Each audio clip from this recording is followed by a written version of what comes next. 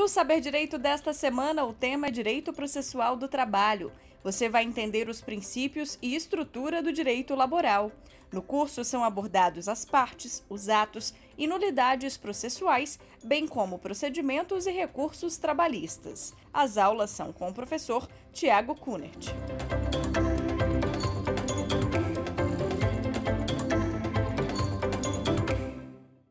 Olá, meus amigos. Nós estamos dando agora, nesse momento, início à nossa segunda aula do nosso curso de Processo do Trabalho aqui no programa Saber Direito. E nessa etapa nós vamos ver mais 3 temas que referem-se a atos processuais, a partes e procuradores e nulidades processuais. Nós ainda estamos um pouco naquele início do nosso Código de Trabalho, da nossa CLT, para que a gente possa caminhar de forma tranquila até efetivamente ver aquele desdobramento mais prático, aquela parte em que envolve recursos e em que a gente consegue visualizar um pouco mais a realidade do processo trabalhista. Bom, aqui, como não poderia deixar de ser, nós também vamos iniciar fazendo uma vinculação com outro segmento, uma outra área do direito, que é o Código Civil. Aí vocês podem parar para pensar, bom, professor, já que o primeiro tema é partes e procuradores, diz respeito a esse assunto, partes e procuradores, como é que a gente pode, então, vincular para poder desmistificar, ou seja, conceituar essa nossa primeira parte introdutória deste assunto? Muito simples. Gente, a gente precisa verificar agora, passada a nossa primeira aula, como é um pouco mais essa realidade da seara processual, como é o dia a dia, como é, ou melhor, como são os personagens, ou como são as partes, como são os procuradores, como eles se portam em um processo trabalhista. E aqui nós temos 3 grandes divisões. Nós precisamos saber quem pode ser parte, ou seja, quem tem a capacidade de ser parte, quem tem a capacidade processual e quem tem a capacidade postulatória. Eu sei que pode às vezes confundir um pouco, a nomenclatura ser um tanto quanto parecida, mas eu garanto a vocês que tem diferenças significativas e de extrema importância que, muito embora conexas com o nosso Código Civil para certo ponto, para outras são inteiramente distintas. E é nesse meio que embaraço todo que a gente vai poder fazer aqui o processual trabalhista de uma forma muito mais tranquila. Dito isso, vamos então para a nossa primeira etapa do nosso tema de partes e procuradores, que envolve a realidade de ser parte. Aqui, como dito há pouco, a gente precisa se socorrer lá ao início do Código Civil, salvo engano no artigo 2º. Ele vai traduzir para a gente a ideia do que é ser parte. Professor, mas essa realidade é a que a gente aplica para a seara processual trabalhista? Perfeito. Aqui nós temos até uma discussão, gente, muito boa, que vocês aí que fizeram a graduação ou que ainda estão estudando, vão se lembrar lá do início da nossa faculdade, provavelmente em Direito Civil 1, que tinha uma famosa discussão, se não a primeira daquelas que nós tínhamos no início da graduação, que era quem pode ser parte. E aí surgiam 2 grandes teorias, que é a teoria que envolve desde a concepção ou do nascimento com vida.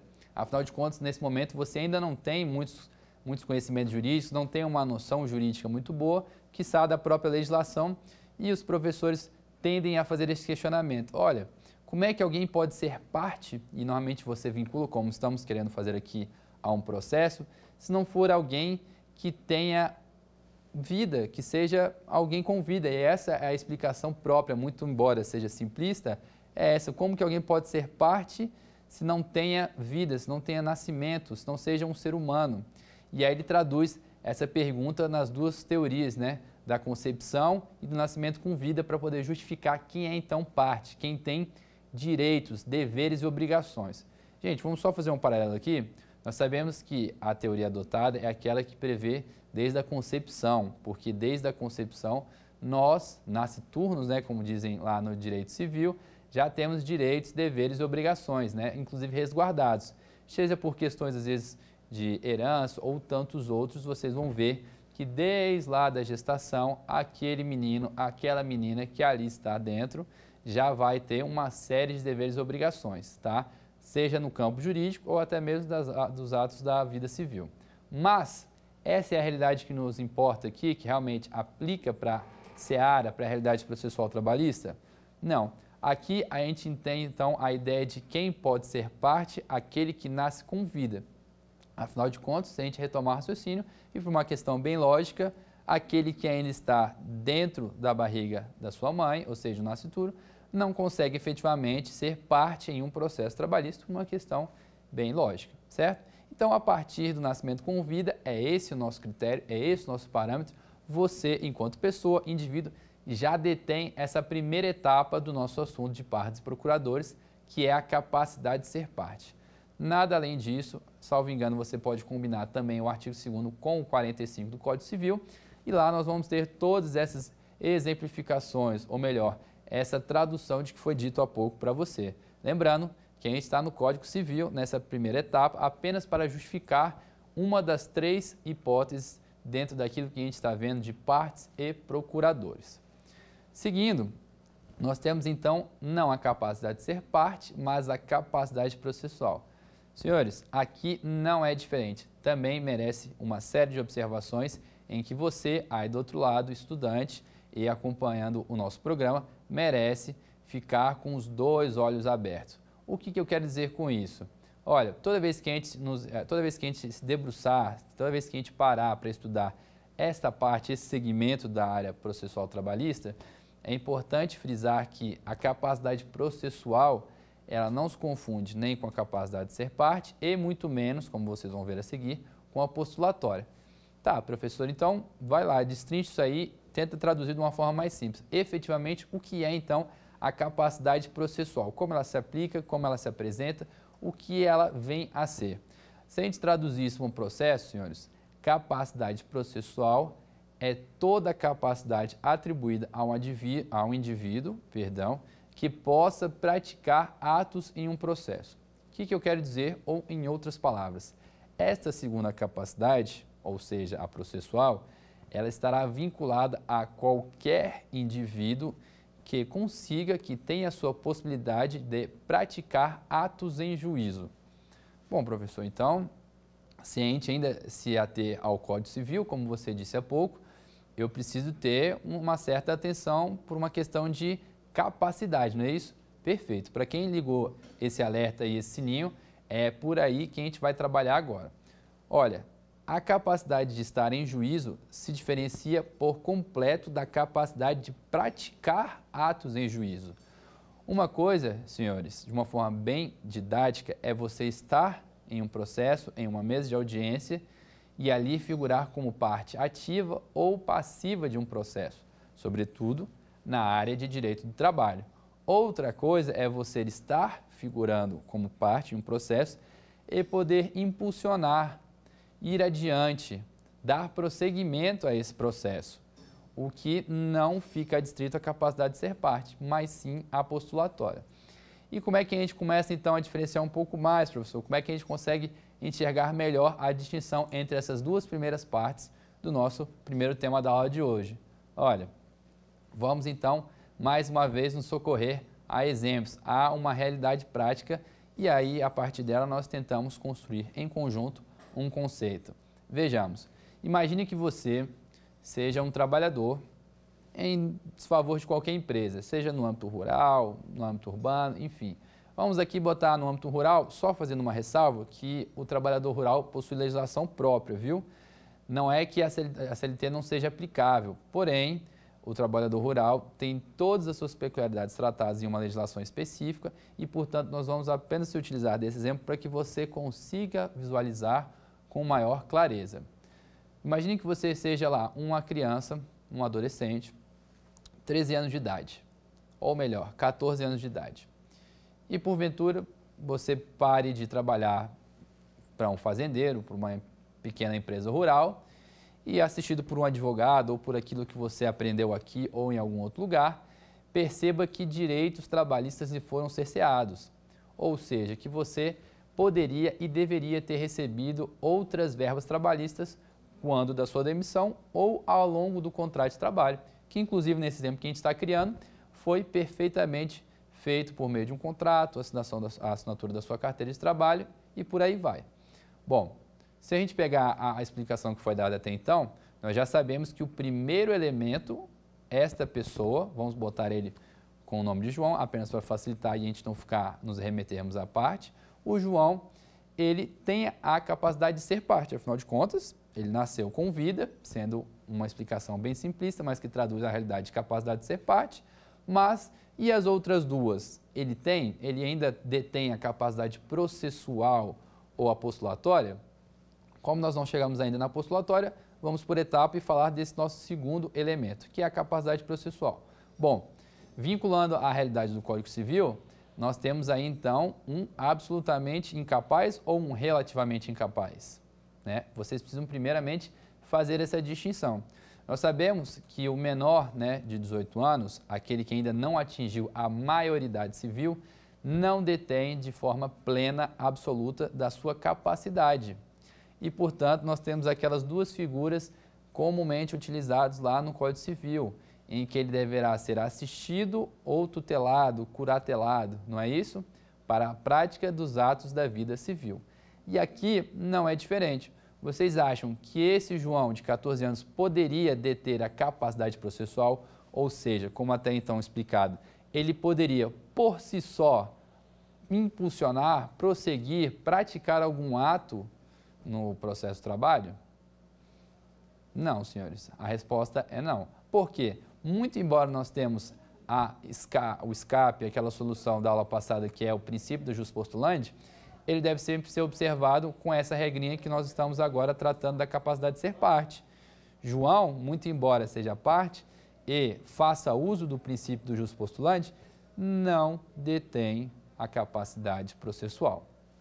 Essa sim, novamente nos socorremos ao Código Civil, só será adquirida, com a maioridade civil, quando ele tiver 18 anos completos. Aí sim nós teremos de forma plena os dois primeiros elementos da nossa aula de hoje, tanto a capacidade de ser parte como a capacidade processual.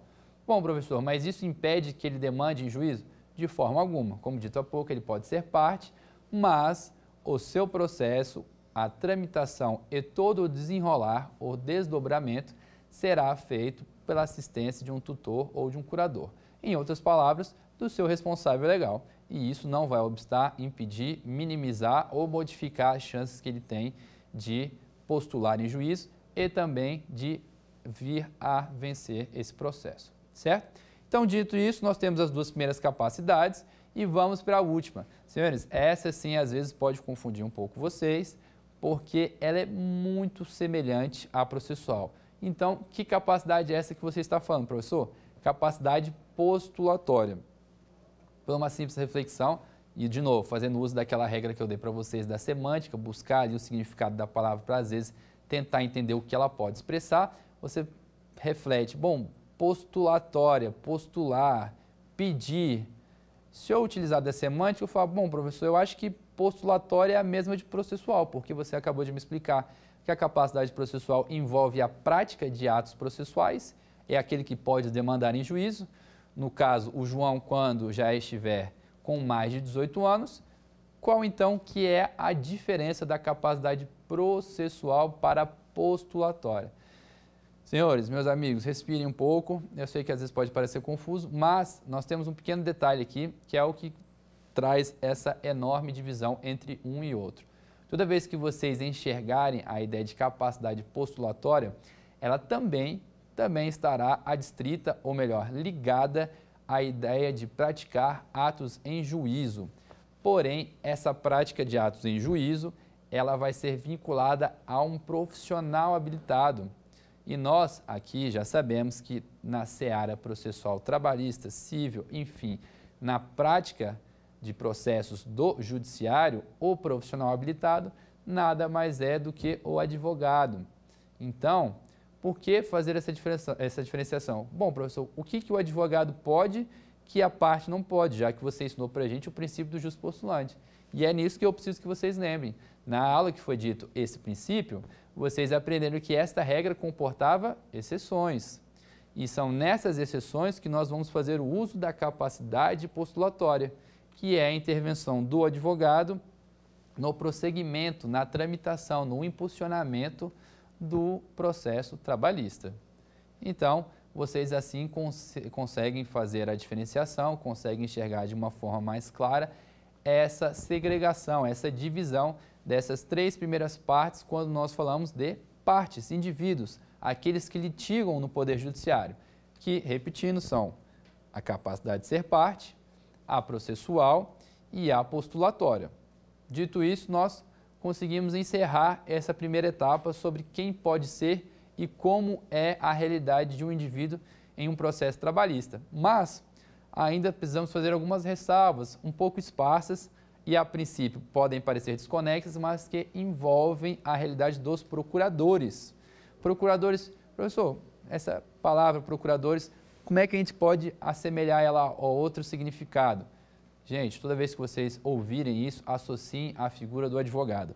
Procurador é a figura do representante legal e é aquilo que a gente vai trabalhar nesse momento. Então, partes foram devidamente destrinchadas em relação à sua capacidade de como podem agir num processo. E agora nós vamos para as peculiaridades dos procuradores. Senhores, nessa etapa, vale dizer aqui para vocês que a reforma trabalhista ela trouxe algumas mudanças significativas.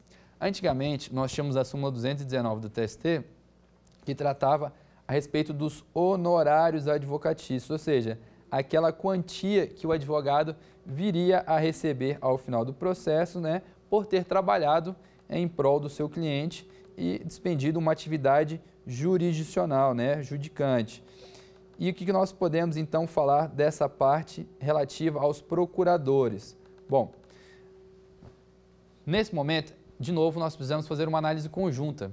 Nós temos que verificar tanto esta súmula como o artigo 791-A da CLT. Por que A, professor? Já imagina que foi fruto de reforma e de inserção legislativa. É isso mesmo? Corretíssimo. Em 2017, novamente, nós tivemos esse tema objeto do legislador em que houve, ou melhor, trouxe modificações para os procuradores, e em especial um tema muito sensível para aqueles que são advogados. E não deixaria de ser importante, então, você, enquanto estudante e aprendiz aqui das nossas aulas, se debruçar sobre o tema. Afinal de contas, pela própria natureza da parcela e pela própria importância do tema, é importantíssimo que vocês saibam o que há a respeito desses procuradores e sobre a sua remuneração, que nada mais é do que a fixação dos honorários advocatícios. Pois bem, como eu disse, haviam e ainda há duas fontes legislativas a respeito do tema. Uma é a súmula e a outra é o artigo. Para que você não se perca, eu falo aqui agora sem nenhum problema, novamente, súmula 291 e artigo 791-A da CLT. Se vocês forem se debruçar, e aqui antes especificamente de destrinchar esse tema sobre os procuradores, é importante que vocês tenham em mente a seguinte informação. Isso vale para a aula de hoje e sobre todos os outros temas que ainda vamos tratar. Gente, é muito importante que vocês se atentem a esta reforma trabalhista e sobre toda e qualquer fonte normativa do direito do trabalho. Por quê? Nos últimos 3 anos, ou um pouco mais, nós tivemos uma reforma, uma alteração significativa. E isso ainda está sendo fruto de adaptações, seja pelo próprio Tribunal Superior do Trabalho, ou seja pelos próprios jurisdicionados. O que eu quero dizer? Quando vocês abrirem essas duas fontes normativas, vocês vão ver que uma fala A e a outra fala B. Uai, professor, mas como assim? Uma diz que vai para um caminho e outra diz que vai para outro? É mais ou menos por aí. Vocês têm que ter em mente que muita coisa ainda não foi sedimentada, ou melhor dizendo, ainda tem muita coisa que está em plena vigência, mas não é mais aplicável. Então, meu papel aqui é alertar vocês neste tema e nos outros que ainda veremos nas aulas seguintes. Por favor, tenham atenção, se debrucem e verifiquem se a legislação em que vocês estão estudando ainda está em vigor. Pois bem, se vocês compararem, antigamente, antes da reforma de 2017, nós tínhamos uma legislação que limitava a atuação e o recebimento dessa atuação, em termos pecuniários, do procurador, do advogado que se dedicava a um processo trabalhista. Por quê? Lá contemplava hipóteses extremamente específicas para que você pudesse fixar esses honorários advocatícios de sucumbência, que, relembrando, não se confundem com aqueles que são tidos como contratuais. Antigamente, como funcionava, professor? A limitação era apenas nas causas em que não se verifique uma relação de emprego, ou seja, uma relação de trabalho, haveria a possibilidade de fixação de honorários advocatícios e nas causas em que o sindicato atuasse como substituto processual. Bom, professor, são só essas duas? Eu estou meio confuso agora. E o advogado, o particular, aquele que comumente demanda na Justiça do Trabalho, ele não era remunerado, ele não tinha fixação dessa parte, o procurador não tinha esse benefício? Acredite se quiserem, até essa alteração legislativa, a Justiça do Trabalho era o único segmento que não contemplava tal hipótese. Se a assistência do sindicato não se verificasse num processo trabalhista ou se a causa envolvesse relação de emprego, se não contemplasse essas duas possibilidades, nós não teríamos a fixação dos honorários advocatícios de sucumbência. Mas, como eu disse, apenas a título elucidativo e para que vocês consigam visualizar toda essa construção legislativa e jurisprudencial, que é uma realidade que ficou para trás. E até então que me parece mais justa, afinal de contas, o advogado, seja ele particular ou não enquadrado naquelas duas hipóteses dito há pouco, que era a redação da súmula 219, não recebia a parcela pelo seu trabalho, o que hoje em dia é extremamente, ou melhor dizendo, inteiramente diferente, que é a redação do 791A. Lá vocês vão ver uma série de requisitos, mas que conseguem prever, contemplar esta parcela. No que eu quero dizer? Hoje, de uma forma muito simplista, pela simples atuação, o advogado, seja ele particular, poderá e deverá receber esta parcela por sua atuação profissional.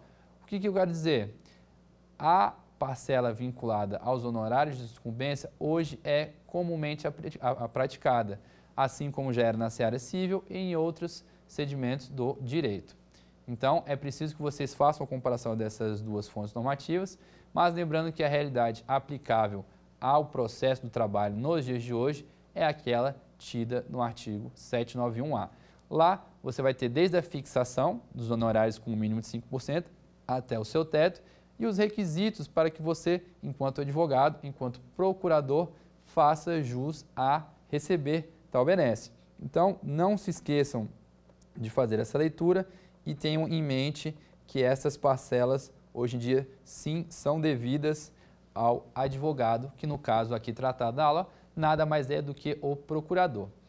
Outra observação importante, para a gente finalizar a nossa primeira parte relativa a partes e procuradores, não deixaria de ser diferente um questionamento que envolve essas nomenclaturas e que por vezes confundem a cabeça de vocês. A assistência judiciária gratuita e o benefício da justiça gratuita. Esses dois institutos, eles envolvem diretamente aquilo que foi dito há pouco, o estudo das partes e dos procuradores. Professor, você pode repetir aí porque ficou confuso, os nomes são próximos. E de fato são. E eu falo para vocês mais uma vez para que vocês possam anotar aí no caderninho e no bloco de notas de vocês. Assistência judiciária gratuita e benefício da justiça gratuita.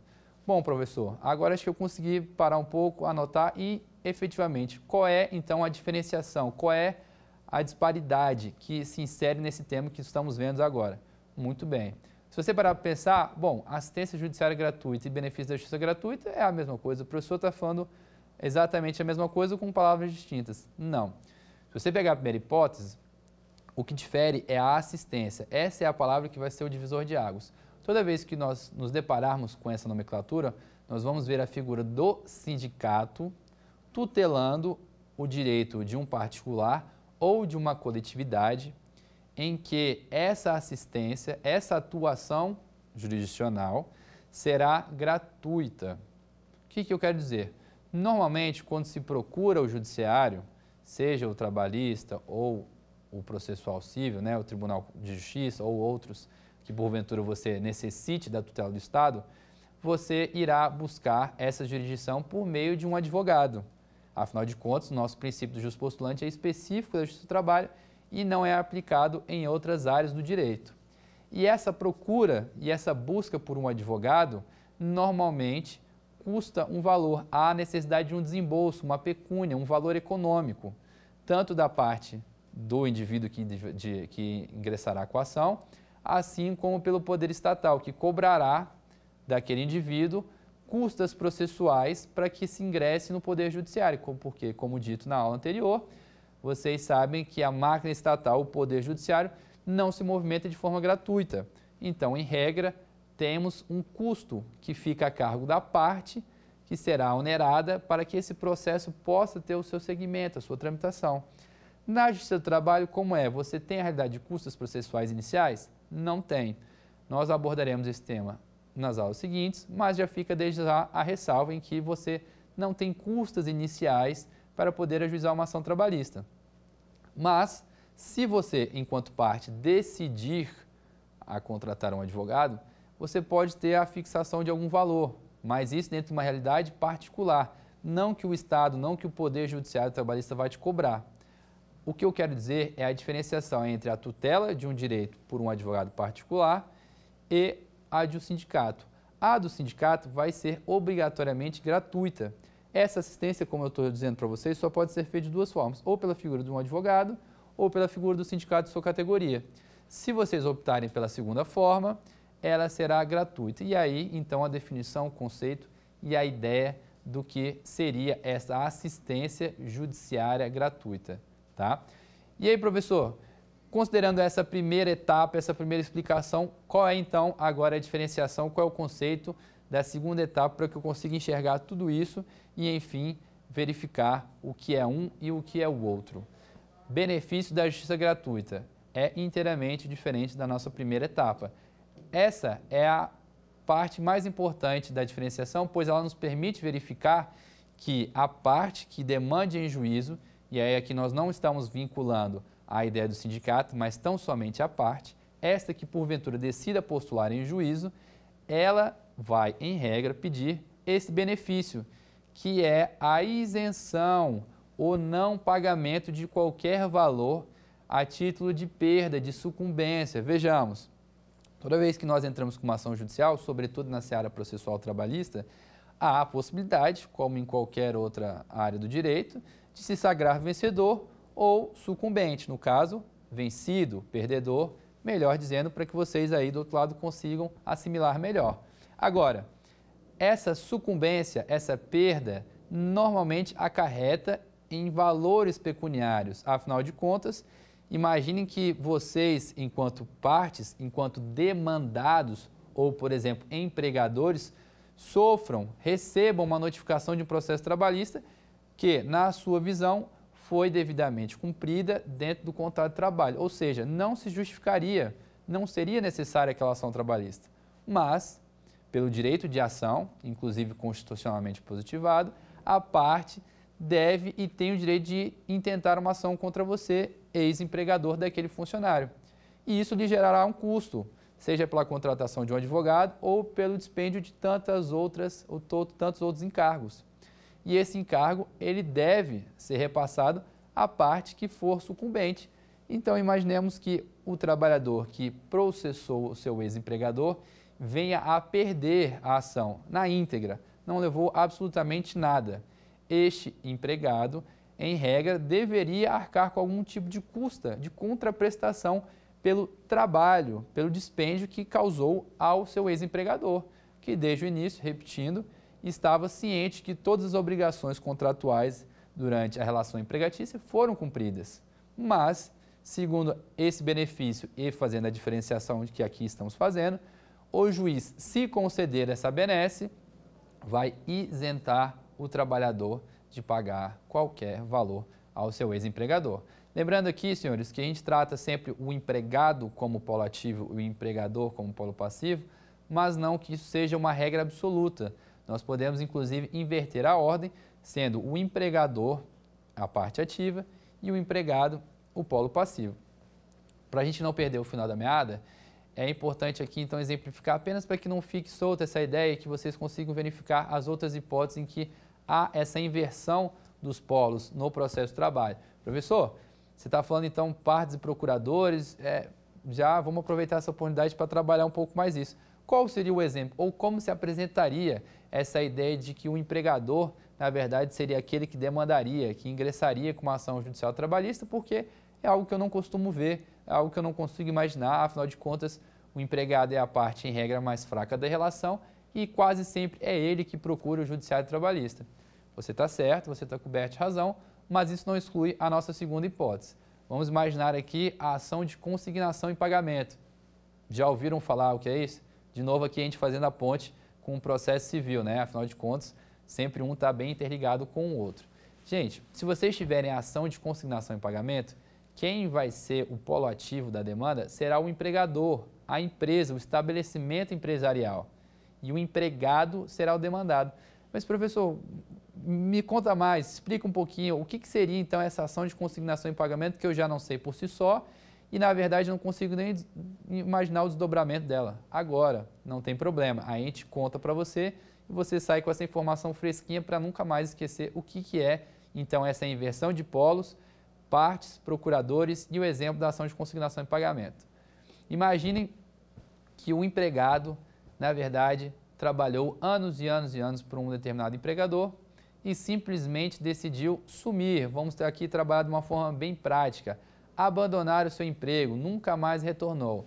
Fechou ali aquele ano, disse que ia voltar, não voltou e simplesmente foi embora. Não há qualquer tipo de comunicação, a empresa não acha seu ex-funcionário e essa situação causa um impasse, porque havia uma relação empregatícia em que, pelo que tudo se entende, teve uma ruptura, pôs-se um fim e agora não há mais aquela ligação, aquela conexão, aquele liame entre as partes. O empregador simplesmente pode deixar essa página virar e seguir em frente? Bom, aqui temos situações práticas, mas se for uma empresa em que tem um mínimo de zelo e precaução, se atendo às legislações trabalhistas, ela vai procurar se valer desse mecanismo, que é a ação de consignação em pagamento. Afinal de contas, esse trabalhador, muito embora tenha abandonado ou tenha se desligado da forma como queira, merece e deve receber as suas verbas trabalhistas. Inclusive, não só por questão de lealdade processual, mas também por outros aspectos processuais, a empresa se vale desse mecanismo, sendo o polo ativo de uma demanda trabalhista, para principalmente isentá-la de multas. Professor, como assim? Olha, toda vez que você acaba com um contrato, há uma ruptura de um contrato trabalhista, todas as verbas devem ser pagas dentro de um prazo fixado, aquele que está lá no 477 e no 467 da CLT, em que inclusive também foi fruto de reforma trabalhista e desde 2017 nós temos uma modificação, uma realidade que era distinta da anterior a esse período. Portanto, se a empresa desliga ou se a empresa por qualquer motivo não tem mais a ingerência, a participação ou a continuidade das suas funções com aquele empregado específico, ela deve saldar aquilo que lhe é de direito, em termos de créditos trabalhistas, e deve saldar num prazo. Daí toda essa história para justificar a propositura, o ingresso desta nossa ação de consignação em pagamento. Porque dessa forma, o Estado, o Poder Judiciário, fica ciente que a empresa cumpriu para com suas obrigações legais de forma tempestiva e, se porventura aquele trabalhador vier a retornar à empresa ou posteriormente vier a cobrar aquelas dívidas que entendem porventura devidas, a empresa, neste quesito processual, estará plenamente resguardada e não arcará com qualquer tipo de multa por não ter pago as despesas trabalhistas com a simples justificativa de meu funcionário foi embora, meu funcionário não está aqui, eu não sei para onde foi, tá? Então, esse é um exemplo bem prático que nós poderíamos nos utilizar para justificar essa inversão e exemplificar para você aí de casa como seria uma ação em que o empregador estivesse no polo ativo de uma demanda trabalhista. Senhores, então, nós fechamos essa primeira parte e agora avançamos para atos e prazos processuais. Aqui, só fazendo uma pequena introdução para que vocês fiquem ambientados ao tema Hora em Estudo, nós temos uma ideia muito simplista e dividida em três partes do que pode ser atos processuais. A gente vai dividir em atos do juiz, atos das partes e atos do escrivão. Aqui não precisamos florear, não precisamos dificultar e, graças a Deus, é uma parte super tranquila do direito que não comporta exceções, mas apenas que vocês consigam se ambientar para aquilo que vai ser dito adiante. Quando eu falo em atos processuais, nós podemos pegar então os atos das partes. Professor, o que seriam atos das partes? Como eu disse, não precisa inventar e nem criar um bicho de 7 cabeças. São todos aqueles atos que podem ser advindos da capacidade postulatória ou capacidade processual. É o ato de peticionar, é o ato de protocolar uma ação, é o ato de fazer um pedido de reconsideração, é o ato de interpor um recurso e assim sucessivamente. São aquelas possibilidades conferidas ao legislador para as partes e os procuradores de dar prosseguimento, de impulsionar o feito. Isso são as partes, essas são as partes, melhor dizendo, que você vai ver ao longo de um processo e os atos em si praticados por elas. Seguindo, nós temos então os atos do juiz, que é a nossa segunda classificação dentre essa teoria tripartida, se assim vocês quiserem adotar. Os atos do juiz também entendo que são de conhecimento amplo dos senhores. São os despachos, são as decisões interlocutórias, como já visto na última aula, aquele princípio de nome extremamente extenso, as sentenças, os acórdãos e assim sucessivamente. Então, esses são os atos adstritos ao juiz, que também pratica atos no processo para poder dar prosseguimento e, enfim, buscar a tutela do direito que se verifique por meio da ação judicial das partes, sendo elas o empregado ou o empregador, como vimos há pouco. E, por fim, nós temos os atos do escrivão. Esse talvez seja menos usual para vocês e talvez ficaria um pouco difícil de enxergar, ou pelo menos de palpitar, de chutar, de imaginar o que poderia ser, então, na prática, um exemplo dessa situação, ou seja, atos praticados pelo escrivão. Senhores, se vocês bem se lembrarem, nós temos ainda o nosso trinônimo legal, que é a parte autora, a parte ré e o juiz. Temos ali os assistentes, aqueles que ajudam a movimentar a máquina estatal. O juiz, por si só, não é capaz de dar prosseguimento e resolver todo um processo sem a assistência desses coadjuvantes, vamos botar dessa forma. Não de longe desmerecendo, mas apenas para poder figurar e ilustrar a vocês esse exemplo de atos do escrivão. E, enfim, professor, quem é que então fica por trás desses bastidores e quais são os atos por eles praticados? Se vocês bem se lembrarem, todos os processos, sendo eles trabalhistas, cíveis, penais, dependem, por exemplo, de notificações, dependem da comunicação dos atos processuais. E isso quase sempre é feito pelos escrivões. Os juízes ficam adstritos a questões mais de mérito ou que consigam dar um impulsionamento no feito. Essas outras questões incidentais, tais como notificações, que seria o exemplo mais em evidência, representaria um exemplo dos atos do escrivão, certo? Então, a notificação para que tal parte compareça em juízo ou para que tal parte devolva o bem, enfim, qualquer ato que englobe uma notificação, em regra, é praticado pelo escrivão. E aí nós temos, então, a figuração desses 3 tipos, para que vocês estejam cientes dos atos processuais. E agora nós vamos efetivamente para a comunicação deles, como dito há pouco. Essa comunicação, nós temos uma nomenclatura que é um pouco diferente do Código de Processo Civil. Então, para você que está habituado a essa realidade processual civil, por favor, preste atenção. Lá, nós temos uma diferença gritante entre intimação e notificação. Como eu venho trabalhando com vocês ao longo da aula, a expressão notificação, certo? Aqui, seja a citação, seja a intimação ou a notificação, tudo isso é traduzido nesta última referência, nesta última palavra, qual seja notificação.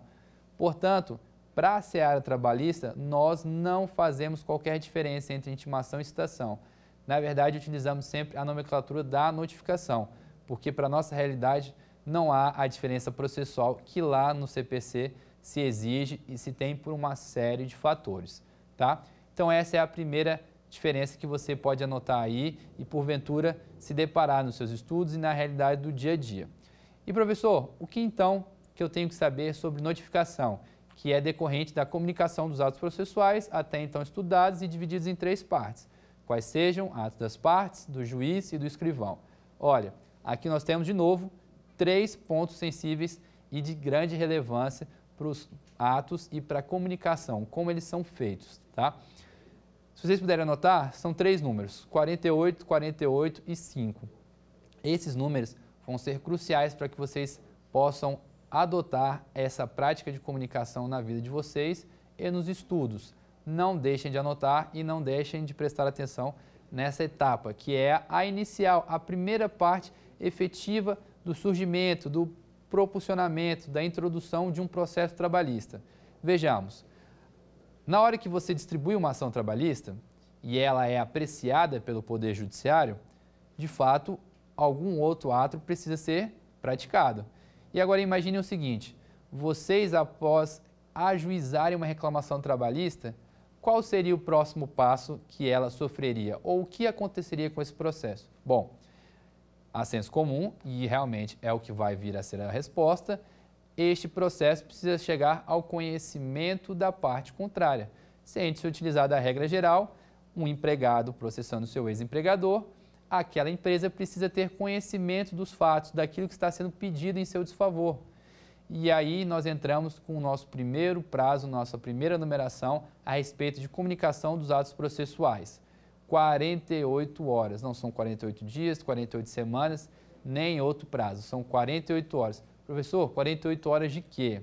Essa tipificação legal exige do serventuário do Poder Judiciário que, após distribuída a ação, em até 48 horas ele promova a notificação da parte contrária. Professor, seja um pouco mais explícito, um pouco mais lúcido, como é que é isso? É ele mesmo que vai lá pegar e entrega a cartinha, entrega a petição inicial com a contrafé?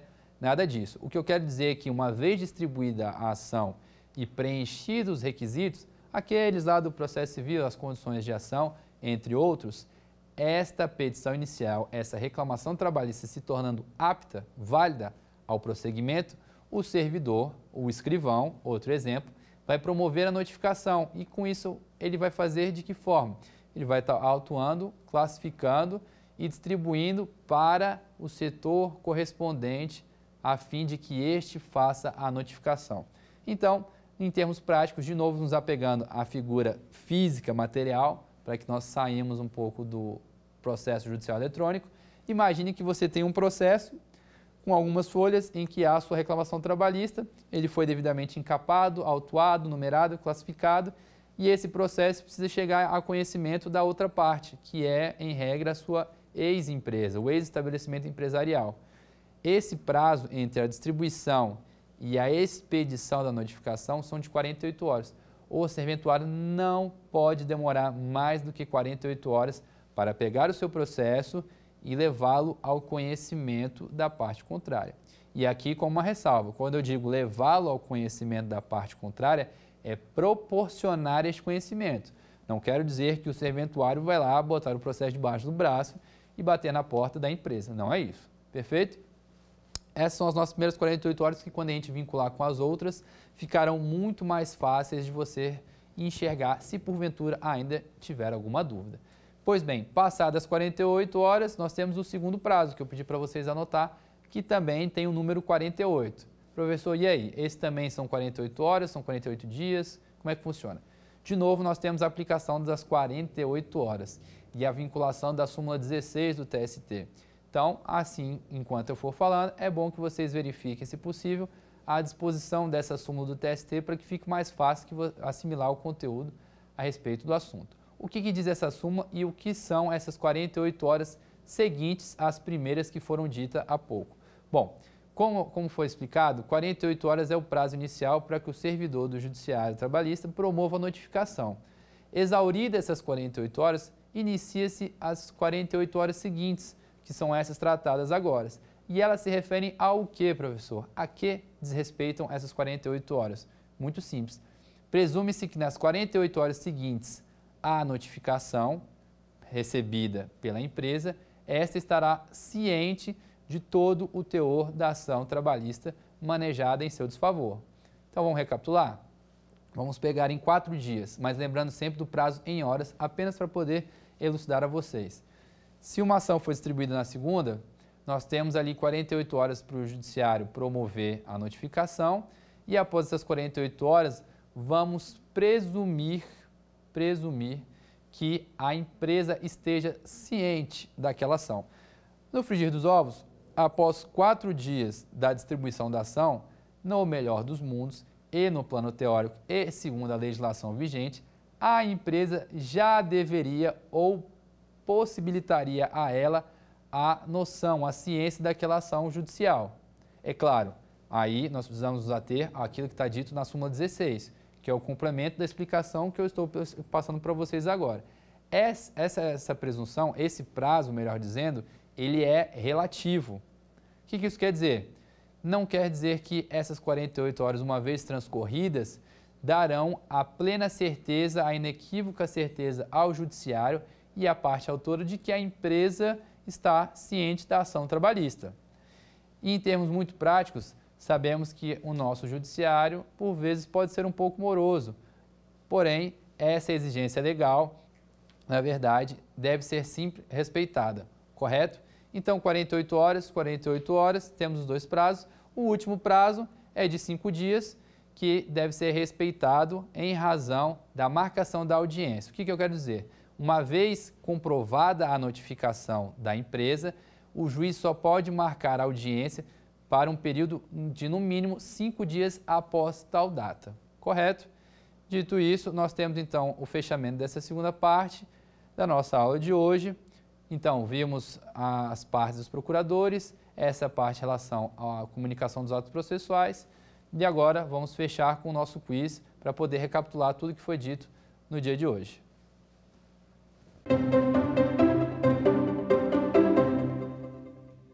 José, funcionário de uma multinacional chinesa, é autor de um processo em face de seu antigo empregador, de modo que, após a distribuição da ação trabalhista, fora marcada a data da audiência, oportunidade em que José estará comprovadamente impossibilitado de comparecer. Eis que estará trabalhando na China. Considerando que José tem interesse em dar continuidade a seu processo, este deverá, 4 itens, letra A, deixar arquivar o processo e ajuizar um novo, pois seu comparecimento é obrigatório e inexistem exceções. Letra B, fazer-se representar por outro empregado da mesma profissão ou por seu sindicato.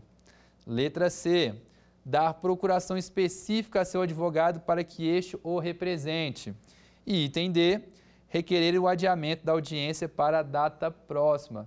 Senhores, a alternativa correta está aí no quadro, letra B, certo? Não se confundam, tema trabalhado na aula de hoje e vamos para o próximo quiz da nossa aula.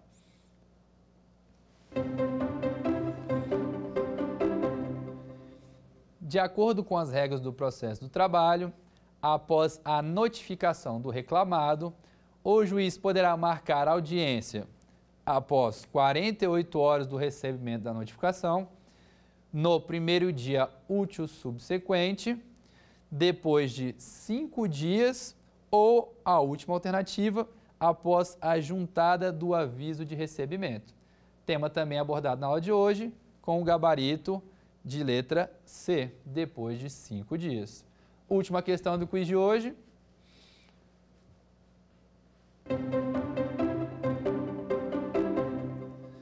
De acordo com as regras previstas sobre os atos e comunicações processuais, assinale a alternativa correta.